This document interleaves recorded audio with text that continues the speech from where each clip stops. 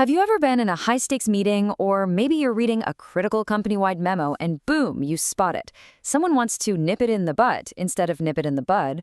Or maybe they claim they could care less when they definitely mean they couldn't care less. Look, we've all been there. And let's be honest, those little typos and malapropisms, they're incredibly distracting and, honestly, pretty embarrassing. Welcome to our explainer on mastering the building blocks of business communication. Today, we're looking at the absolute high stakes of professional grammar. Because the truth is, the way you structure your sentences and the exact words you choose, well, they speak volumes before you've even made your actual point. Here's the roadmap for our explainer today. We're going to cover 4 key areas. First, essential grammar foundations. Second, dodging common language traps. Third, structuring clear sentences. And fourth, mastering professional writing. We'll be moving logically from the atomic level of verbs all the way up to high-level summarization techniques. Section 1, Essential Grammar Foundations. Okay, let's dive into this. I know. The word grammar probably brings back memories of stuffy classrooms, right? But in the workplace, it's not about being academic. It is purely about projecting competence and clarity. Think of grammar as the foundation and the literal skeleton of any language. It gives our thoughts shape and coherence. Without this skeleton, our communication just collapses into a confusing pile of words. In a corporate environment, a weak grammatical skeleton directly translates into major workflow bottlenecks, misunderstood emails, delayed projects, and just a general lack of efficiency. We absolutely have to get the structure right to keep the business moving forward. Now, what's really interesting about this slide is a very specific yet incredibly common stumbling block: the difference between stative and dynamic verbs. A dynamic verb is totally action-oriented, like running, driving, or playing. You can easily do those things continuously. But stative verbs, they're fixed. They relate to perception, appearance, or possession. So it's actually incorrect to say, we are seeing with our eyes, or I am having a car, or the water is feeling cold, because these are fixed states of perception or possession. Instead, we need to use the simple present. We see with our eyes. I have a car. The water feels cold. It's a really subtle shift, but mastering it instantly makes your English sound infinitely more polished and professional. Let's see how this builds when you look at subject-verb agreement. The basic rule is simple enough, right? Singular subject, singular verb. Plural subject, plural verb. But it's the exceptions that frequently trip professionals up. Take a look at this. When 2 nouns are used as a phrase and present the exact same idea, like bread and butter, or the scheme and plan, they actually operate as a single concept, so they take a singular verb.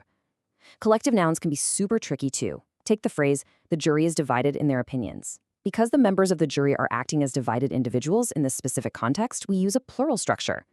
Keeping these exceptions in mind is absolutely crucial for saving yourself from those subtle errors that distract your readers. Which brings us to Section 2, Dodging Common Language Traps. Stepping away from strict grammar rules for a second, let's look at everyday workplace malapropisms. These are those conversational slips we hear all the time, say all the time, and unfortunately get wrong all the time. For instance, if you say I could mind less, you're actually saying you still care a little bit. The correct phrase is I couldn't care less. And please, no matter what, never nip something in the butt at the office. No way. You want to nip it in the bud, like a flower before it blooms. Also, you don't wet an appetite with water, you wet it, spelled W-H-E-T, which literally means to sharpen. These might seem like tiny slips, but dropping them into a formal proposal, that can unintentionally undermine your hard-earned authority. The list just keeps going. We frequently mishear these phrases and then subsequently miswrite them. It's not a shoe-in, like footwear, it's a shoe-in, like shoeing an animal inside. It's definitely not all the unexpected, it's all of a sudden. And perhaps the single most misspoken corporate phrase of all time, it is not a quiet point or a mute point, it is a moot point. And this brilliantly illustrates just how dynamic and layered the English language really is. Our business vocabulary is actually a massive melting pot of global loanwords. Take the word schmooze, for example. It comes directly from Yiddish. It means to chat with someone in a friendly manner, often to gain a networking advantage. We also borrow glitch from Yiddish, patio and gorilla from Spanish, and typhoon from Chinese. Remembering that English is a living, borrowed language kind of helps us appreciate exactly why some of these rules and phrases seem so entirely idiosyncratic. All right, moving right along to Section 3, Structuring Clear Sentences. Now that we've cleaned up our vocabulary, we're going to zoom out from individual words to the sentence level, because this is where the true mechanics of clarity, pacing, and tone actually happen. So I want you to really think about this. What is the true cost of a missing comma?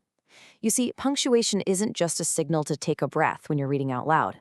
Punctuation fundamentally alters meaning. A missing comma can change a sentence from a polite observation into a downright demanding insult. The comma, the semicolon, the colon, they are all tools of logic. They separate clauses, mark off phrases in apposition, and manage the flow of your corporate data. You've got to use them intentionally. Speaking of flow, you really need to understand the anatomy of the sentences you're actually punctuating. There are 4 main types. A simple sentence has just one independent clause. A compound sentence joins 2 independent clauses together. A complex sentence mixes an independent and a dependent clause, and a compound complex sentence that combines at least 3 clauses. So why does this matter for business communication? Well, if you only write in simple sentences, you're going to sound pretty robotic.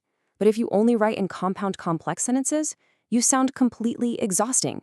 The secret to highly engaging, digestible professional writing is actively varying these 4 structures to create a natural, readable rhythm.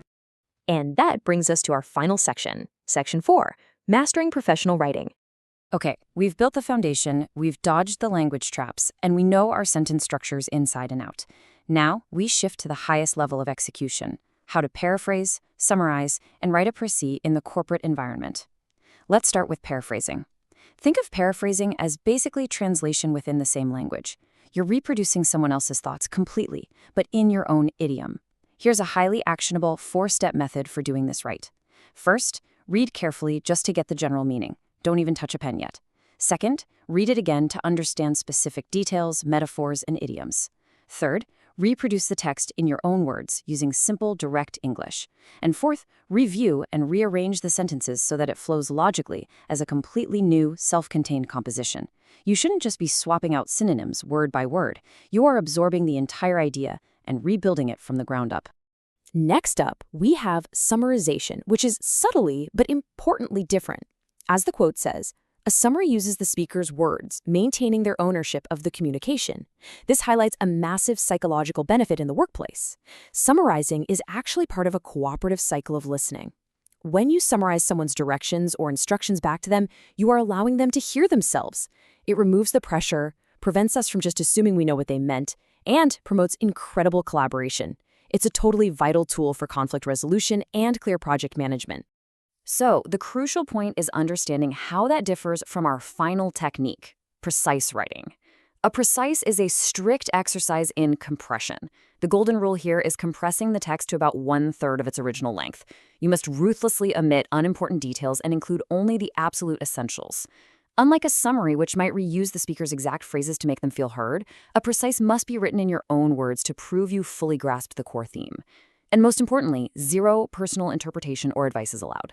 It is pure, concentrated information extraction.